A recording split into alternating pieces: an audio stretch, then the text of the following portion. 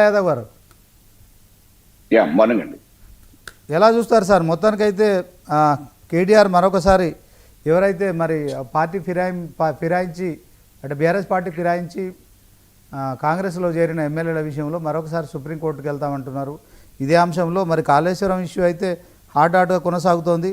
So మొత్తానికి CBI director కూడా మరి హైదరాబాద్కు వస్తున్నారని ప్రచారం జరుగుతున్న నేపథ్యంలో బీసీ బిల్లుల విషయంలో మరి అది ఆమోదిస్తారా లేకుంటే రాష్ట్రపతి పంపిస్తారా? ఈ అంశంలో క్లారిటీ రావట్లేదు. మరి ఏం చెప్తారు సార్ మీరు బీఆర్ఎస్ పార్టీ నుంచి? చెప్పండి.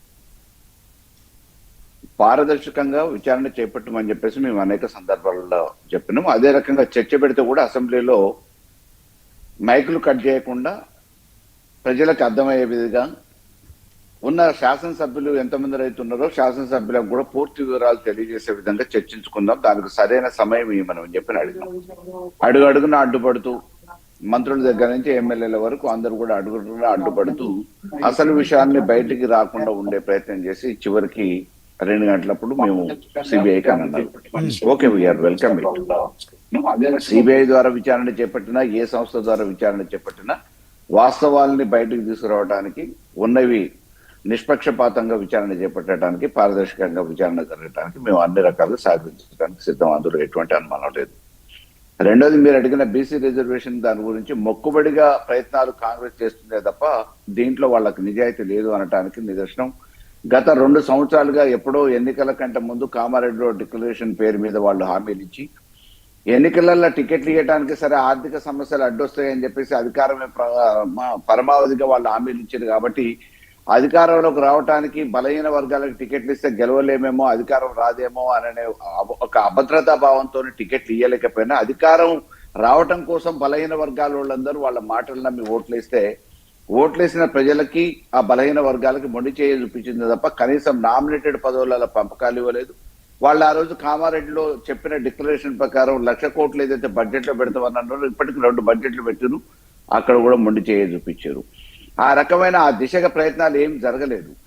ఒకసారి మామూలుగా ప్రతిపక్షాలన్నీ డిమాండ్ చేస్తూ ఉంటే అసెంబ్లీలో తీర్మానం అని చెప్పేసి పెట్టారు. తర్వాత కోర్టు ఇంకా ఎన్నికలు ఎందుకు పెట్టట్లేదు అని చెప్పేసి మొట్టికాయలు వేస్తే హడావుడిగా కేబినెట్ తీర్మానం అని చెప్పేసి గవర్నర్ కి ఆర్డినెన్స్ కోసం పంపించడం జరిగింది.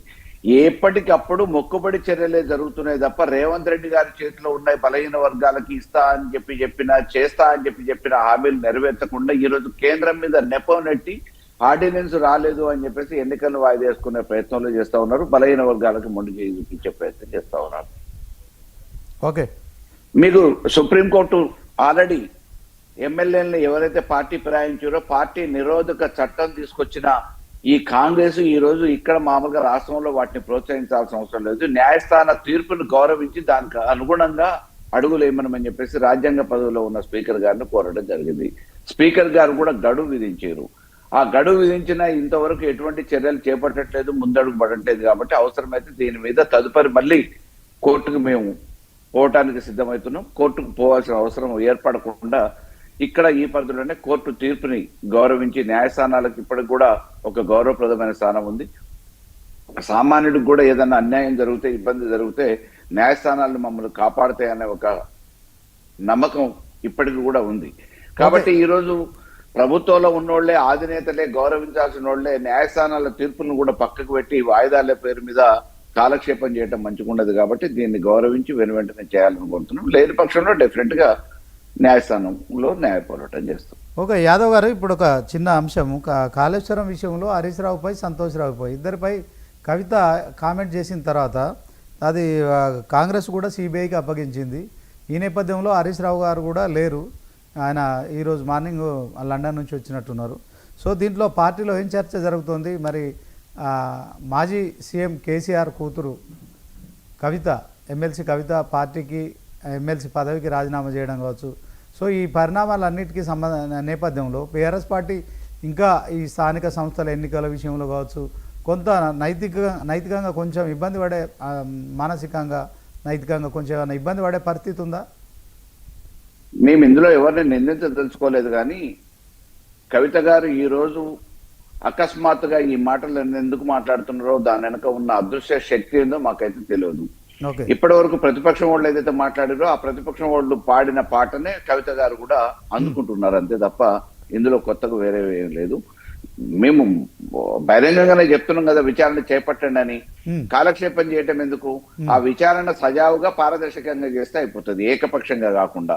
ప్రతిపక్షాలు అంటున్నారు, వాళ్ళు ప్రతిపక్షాలు విచారణ అంటున్నారు. చేపట్టడానికి ఏ ప్రొసీజర్ అయితే ఫాలో అవ్వాలో ఆ ప్రొసీజర్ లో డివేట్ కాకుండా ప్రొసీజర్ ఫాలో అయితే మేము అన్ని రకాలుగా సహకరించడానికి సిద్ధం.